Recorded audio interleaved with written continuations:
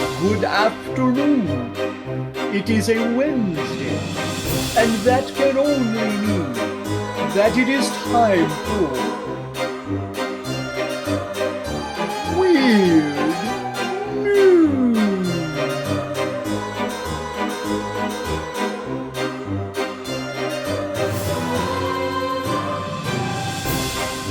Having trouble getting cell service? Is your 4G connection not that stable? Hey, no worries. If you're on the moon, NASA has given a $14.1 million contract to Nokia to build out a 4G cell phone network on the moon. Really? I can't even get decent internet at my house, and they're going to put it on the moon? Yes, they say that the cell network is going to be used to control rovers and should actually be better reception than you get here on Earth because, well, there's no trees or no buildings or no hills that are in the way. Astronauts, you get everything.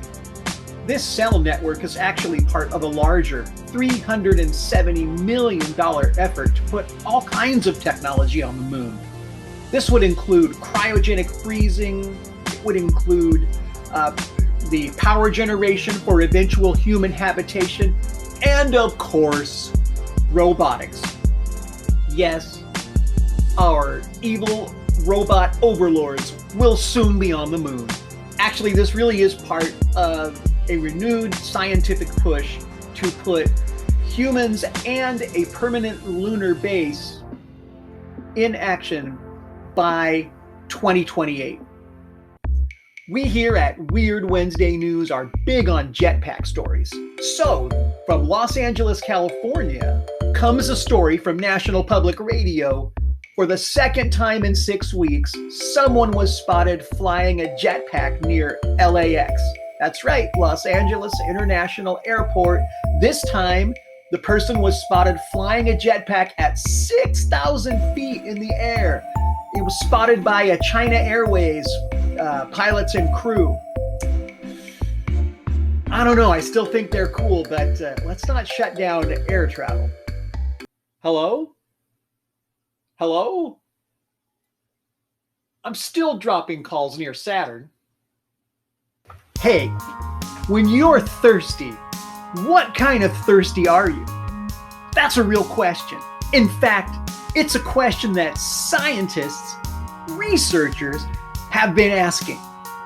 In fact, the researcher at Caltech University says it's a question they've been asking for decades and decades and decades. That's a quote. By the way, taxpayer note, really researching what kind of thirsty is thirsty for decades and decades and decades? Anyway, apparently there are two types of cells in the brain that determines what kind of thirsty you are. And to cut it short, are you thirsty for plain water, or are you thirsty for a sports drink like a Powerade or a Gatorade? Water contains, well, water, hopefully, but the sports drinks have other things in them as well, in particular, sugar and salt. After a strenuous workout, the body often doesn't just lose water through sweat, but it also loses salt, and therefore you can crave more salt. And actually, this research may be helpful. It's also pointing to the fact that these same cells are reacting to the craving or the body's acquisition of salt, and therefore are related to things like blood pressure.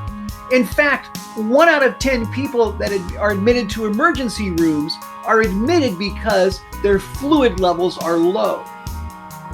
This kind of research can help determine what kind of treatment people in these conditions need.